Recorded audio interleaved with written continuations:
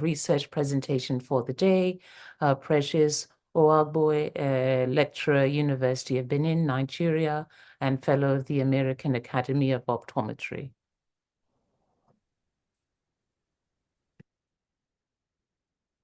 Yeah, good evening. Good evening. Can you see me? Yeah. Yes. Okay. Good evening, and thanks for having me. Okay. I want to first of all acknowledge and appreciate the people that worked with us to achieve this and to enable us present this at the Academy. Dr. Levi and Dr. Ngozi. We have Obina. And so the major our topic was on the challenges that affect optometrists. We looked at optometrists in Nigeria and the various challenges that affect them when they want to practice in managing childhood myopia. So those are the major purpose of our study was to look at to assess the current practice, the challenges and the barrier faced by Nigerian optometrists in the management of childhood myopia, with a focus of wanting to understand the utilization of various myopia control strategies and the various and the factors that influence the decision. Overall, we did a study into the cross-sectional study, and we had 424 optometrists in around Nigeria, and we used some self-administered questionnaire for the study, and we around the 6 geopolitical zones of the country, we asked a lot of questions to the optometrists, and with the various factors we looked at was factors such as basically the inclusion criteria we made for our study was to ensure that the optometrists we are targeting were those in Nigeria, and so those ones not in Nigeria, we excluded them. And with the permission of the Nigerian Optometric Association, we were able to gather a sample, and we discovered that from our study that one of the factors that affect the optometrists in managing myopia, they actually itemize the myopia progression as one of the major factors that they considered. So our first graph there talked about the factors considered by optometrists in managing myopia in children. And what was revealed there that the rates of myopia progression and the existing refractive error were the most important of them all. Then we also looked at the clinical procedures that was routinely performed on a child with myopia among the optometrists, and they itemized that they did a lot of procedures. We mentioned a lot of procedures which was ticked.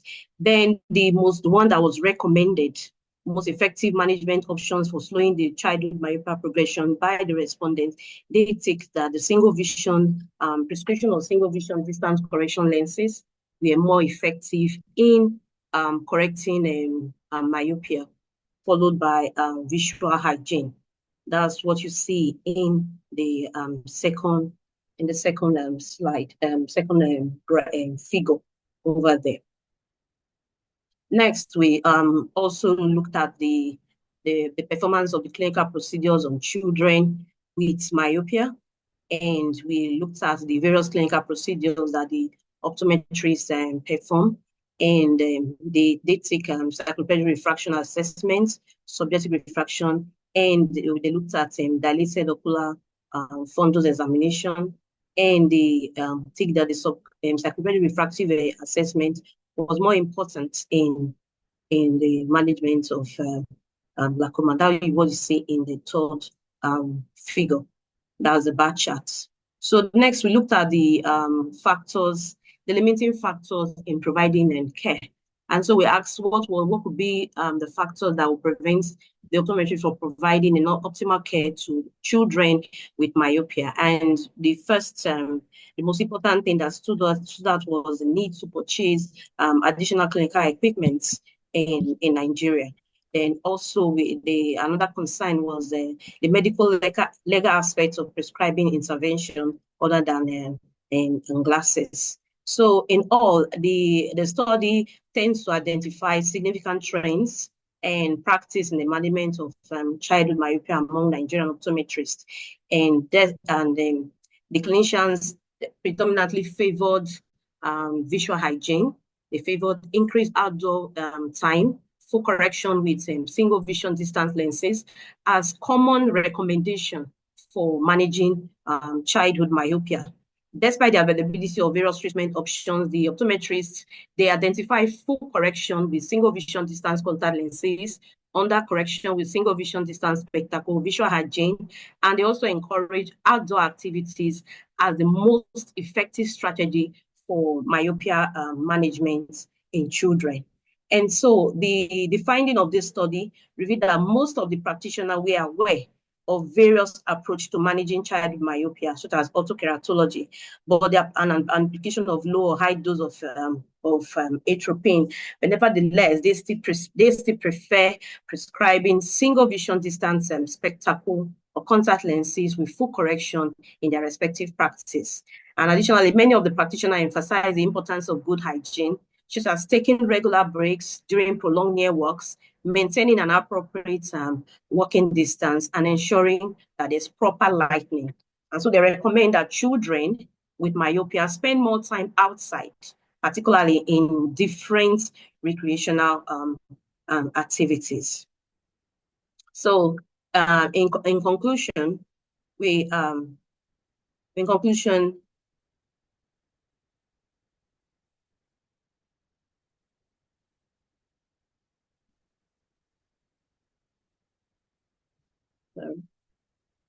Pressure, you seem to be muted. Are you on? Okay.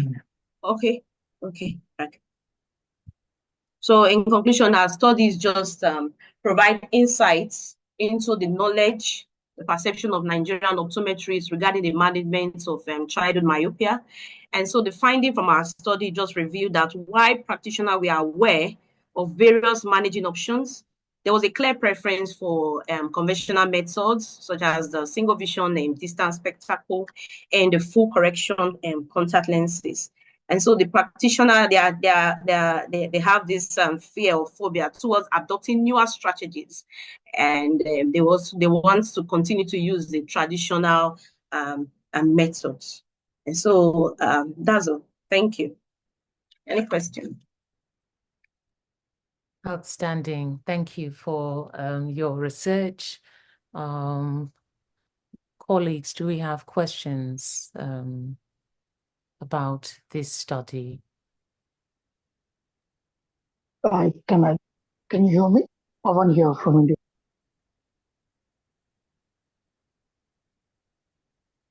Yes. Hello? Yes, hello, we hear you. Yeah, I just want to know what's the myopia prevalence pattern in Nigeria and what's the progression rate? Are there any reports available? That's number one. And the other question I want to ask was in relation to what's the responders' age or the level of experience. Were they all younger ones? Was there any pattern between the recent graduates versus the experienced individuals? Please, I'm not clear with the question, please. I don't know if you can rephrase.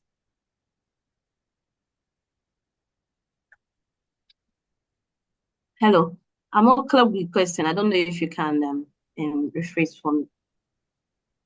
Pepper, she wants you to ask the question again so she can hear you properly. All right. Can you hear me now? Is this any better? Yeah, it's better yet. All right. Yes. My question was, what's the myopia prevalence and the progression in the children living in Nigeria? Any reports on that? That's question number one. Currently, we have there are some studies, quite all right, that was done on the prevalence of myopia in Nigeria. We have a lot of studies that made us to want to actually look at this childhood myopia. And so overall, we're having a prevalence rate of 6.14 as high as Okay. that. That was from a study that was done from Bayelsa in Nigeria. Got it. Okay. Okay. And And just to add, Pavan, there's not been any national study recently that's looked at that. So that's a single state study for one single state that you Yes, just cited. So which yes, may from not Bayelsa represent what's alone. happening nationally. Yep. right. He also No, asked about the progression, Yes. the progression rate. He asked of prevalence and progression of myopia in Nigeria. Yeah. You have answered the one. Well, currently, we've not gotten data on progression rates in Nigeria currently, but we just know the prevalence in each of the various states that we have. So as Nigeria in total, we've not been able to say this is the total prevalence of myopia in Nigeria. Okay, Dr. Precious, when you say you have a prevalence rate for Bayelsa, is it the whole Bayelsa or a section of Bayelsa? So we know what we have. Then, is it also possible that people can look into having the prevalence rate of myopia and the progression rate? If we can start that study, I think is a good thing. Yes, it is. It was just the literature we had was just conducted in Bayelsa State, and we don't really have a clue which part of Bayelsa now. But it was just a study done on Bayelsa itself. We also have some done in Aba. That's Abia State now. So, Okay, I think thank in you. the nearest future. Okay. I wanted to ask also, what other options are you exploring? Is it just the AutoK and the other ones? What of SMILE and the other intensive form of reducing myopia progression? I just wanted to know. May I interject? May I interject just for a moment?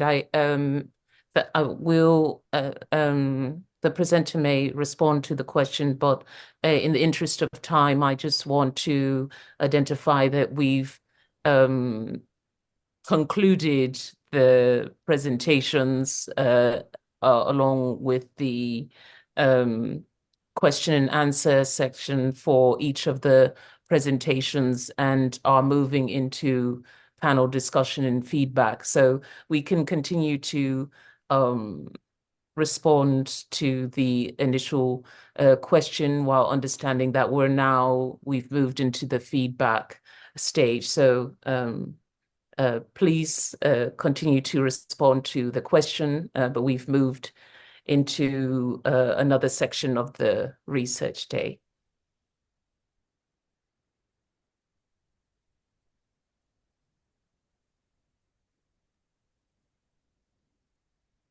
So, Prof, do you want the reviewers to then give feedback at the point? Yes, the journal editors and reviewers are here.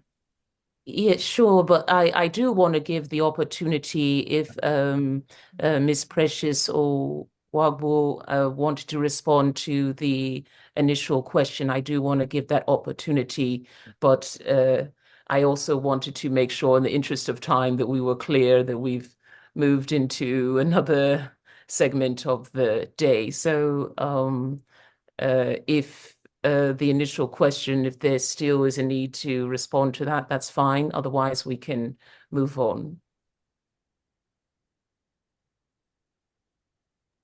I think she can provide the answers on the chat box if they just for time. Yeah, Sure, Precious, that's fine.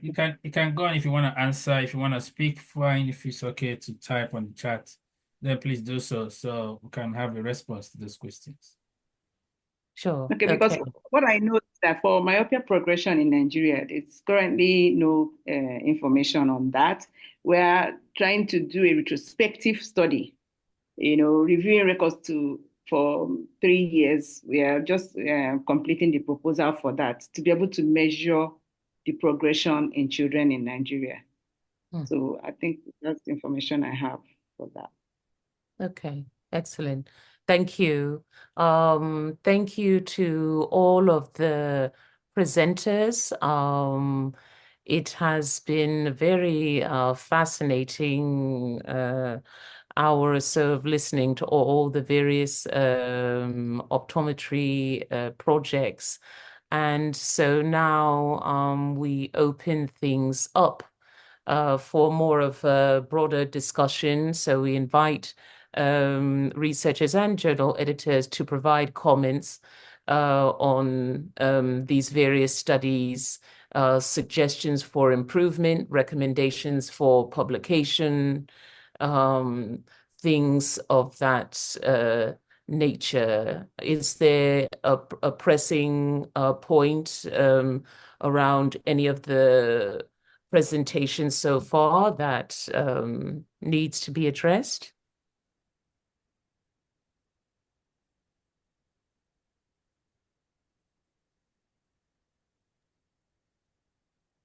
Dr. Levi, can I just indicate a couple of points? I think I really enjoyed the enthusiasm among all the presenters. Very well done. Firstly, congratulations to all the hard work and the smart work done. Yeah. Yes, Correct. at few places, maybe, for example, somebody was talking about the sample, somebody was asking for a little more clarity. But I think all these works are worth a publication. Clearly, you already presented this at AO. I think many more to come. I was just want to wish everybody great success. I think great going. All right. I believe what was just said reflects the sentiments of all who participated. Clearly, there has been a lot of hard work and thought and rigor put into all of these research projects. And so the researchers, the authors must be commended for their diligence and for their contributions to the field of optometry. Other suggestions? What about for perhaps improving these papers in this research in specific ways that might help to convert this research into publication for specific journals, things of that nature? We have journal editors with us here, so perhaps journal editors in particular, you might offer some advice to our colleagues on how to better curate their work for, editorial publication audience.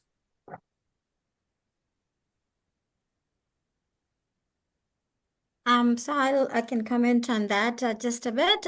So excellent presentation. I completely agree with what Pawan said. It's of course, as you said, Nalova, it's everyone was asking questions, very interactive. So definitely, this research is definitely of high standards.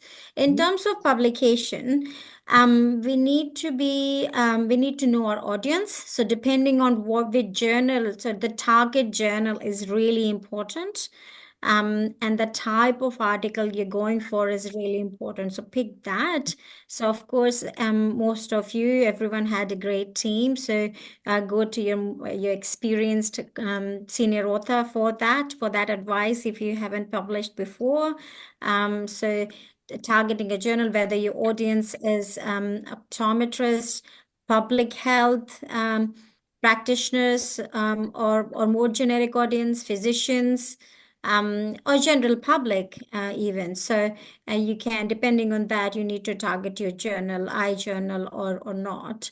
And just drafting the first draft to the first submission draft. Just read the journal guidelines very carefully. Many times, and that's the starting point. But yeah, I think most of this can get there. But of course, a few of the papers had still follow-up research is ongoing. So I think that will definitely add on or boost your paper if you want to add on to this one. So definitely there is potential for that. And also when you write up, just ask for feedback from your colleagues, from your team members, and wider team members from your mentors. So that's always good. So more eyes are on it before you submit. That always works.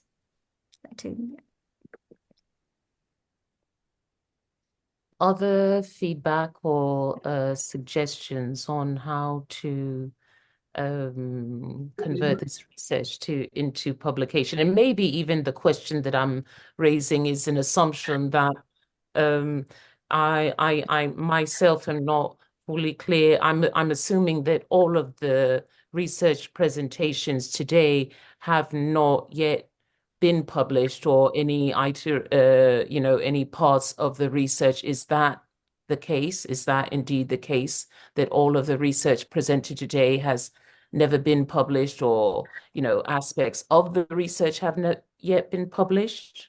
I just want to make sure I'm not making an assumption. Yeah, probably just like Ving wants to say something as well. Oh, yes, please go ahead.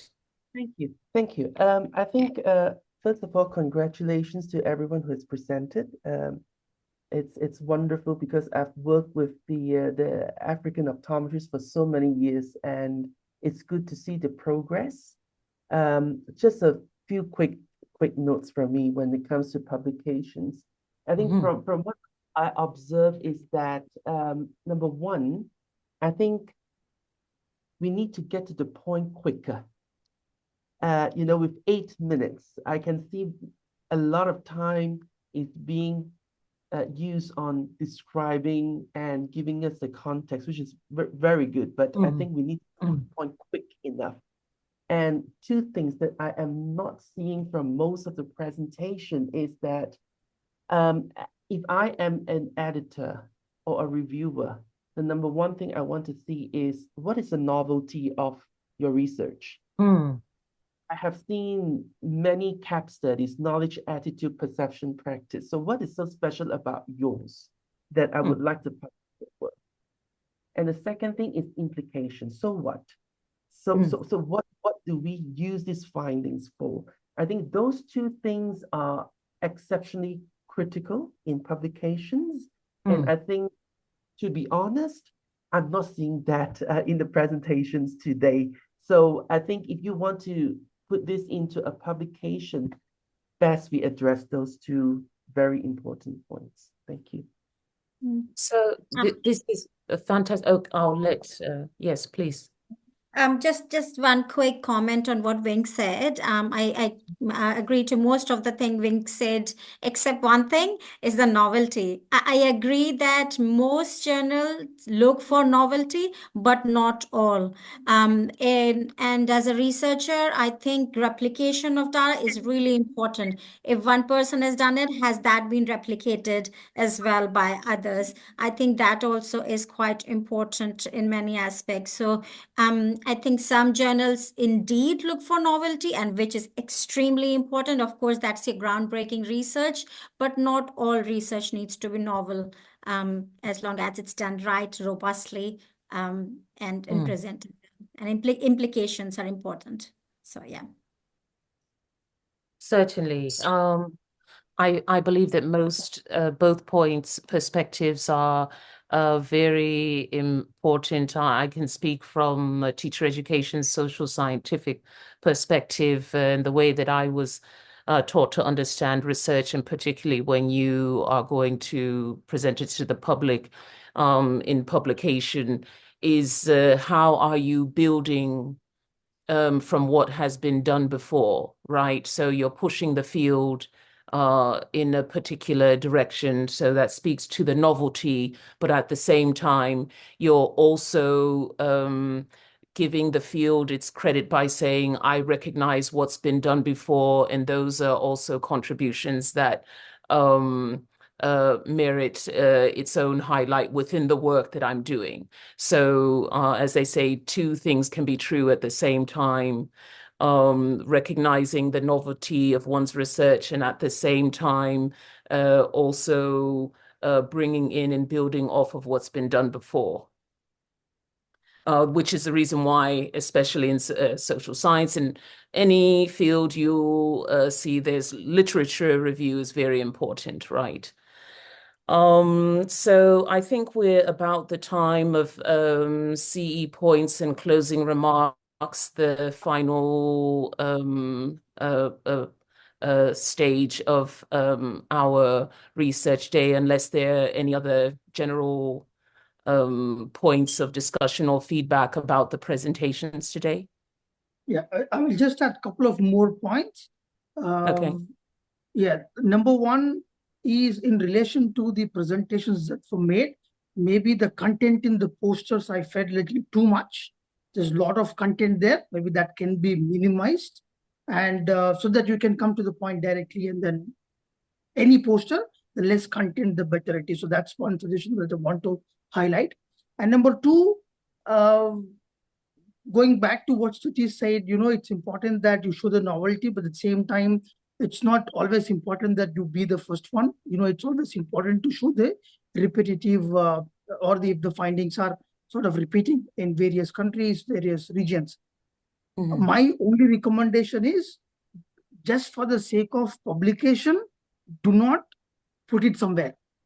Improve your content, make it the best, go to the best journal that you have. That's where we get recognized. You may have hundreds of publications, but if it's not in the repetitive or if the well-reputed journal, then what does it mean? You did not do the study well, or you're not confident on your outcomes. So these are things that you have to keep in mind. All the hard work done, months or years of hard work, it has to be seen by the world.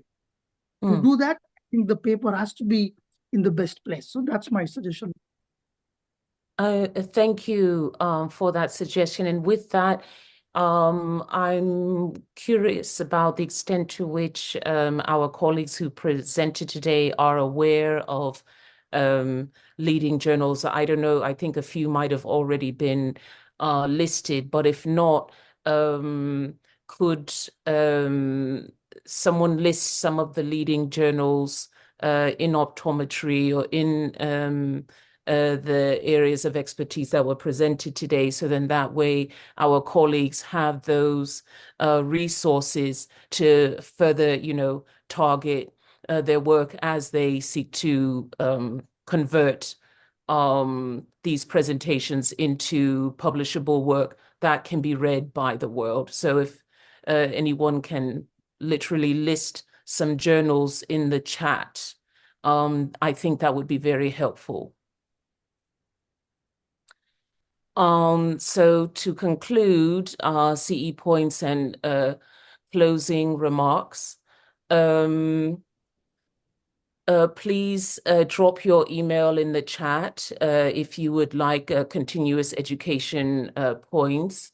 So it sounds like there was a lot of discussion today about the presentations, which will likely lead to CE points. This is not so much my area of expertise, so perhaps Dr. Levy can further explain the CE points and, who might qualify. Dr. Levy? Yeah, thanks, Prof. Nalova. That was great, and thank you for making time to facilitate this for us. I really do appreciate that. And thank you everybody for attending. I mean, we had a great audience today. At some point, the average number was about 75, 76 people, which really shows how engaging and how the zeal, in Africa is born when you have the good things like this coming to their doorstep. And I just want to reiterate why this was important to us. So attending the academy is one thing, but academy is quite big. A lot of people come there. There's so many posters to go through. So each time you go to the academy, you're rushing through posters just to find what is of interest to you. I mean, that's what I do. I won't look at everything, but I look at things that I know are relevant to where my area of specialty is.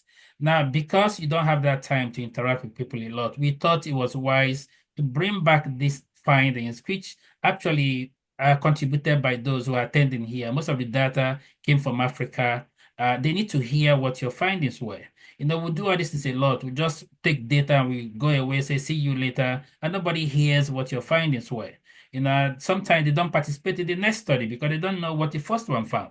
So I think bringing it back to the audience where you got that data from, for me, was really important and critical. So that's really why this is good. And AFCO was generous enough to be partnering in this, to see the need for that, to promote research and advocacy. And again, see the interaction that is going on today. There's a lot of learning, knowledge exchange that is happening on this platform, which I think will change the way the researchers and those attending here, some of them are students who are thinking of becoming researchers tomorrow, to see the rigor that goes into research, the time invested, and how you can do proper research and present it at this audience. I think it's a lot of achievements for us here. So thank you to all the presenters for preparing this time making your posters available, and also being able to present at this time. It's not easy, having to do this again to an audience where there'll be direct questions asked. So I do appreciate your time. Now, to the reviewers as well, the journal editors, to Pavans, to T, Ving, those who responded to this call, I do appreciate your time. Thank you for being part of this. I mean, the journey of Africa has been something we've all been together. I've discussed it at different times, how we can improve research across the third world countries. So thank you for being part of this. Now, for the CE points, it's important that you click on the link that's been posted on the chat. That link will collect your personal information, which then will mean that the CE points will come as a certificate to your email, and that will have your correct names and addresses as well. So please write down the way you want it to be, your first name, middle name, last name. The CE points are being offered through University of Free State in collaboration with Global Ophthalmic Institute. So you will get that in your mailbox, and you can present that to your local association, and that should be recognized as CE points for you as well. So we thank the sponsors as well for this program. We thank GOI, CEPHII for their partnership in making this happen, and most especially to AFCO for seeing the need to bring this research back to base. So I thank you all for responding to this call, and I yield my time now to Nalova. Thank you so much. Thank you, Doctor. I have to say it's a personal honor and a privilege to have been invited to moderate this session on Research Day with AFCO and CEPHII and so many other partners. The optometry research that was presented today, along with the honest critical feedback, gives me tremendous hope about all the wonderful work and possibilities for eye care doctors throughout Africa and indeed across the globe. So again, we thank all of our presenters today, all 7 of you who have graced us with your time and your energy and your expertise. And we look forward to continuing the conversation in many more dates to come to see how these projects have moved along, and to learn together, to be in community, to help each and every one of us, grow as researchers and scholars to serve the communities in Africa in the best way we can. So thank you for your participation today, and we look forward to continuing the conversation. All right, thank you, everyone. Bye, everyone. Bye.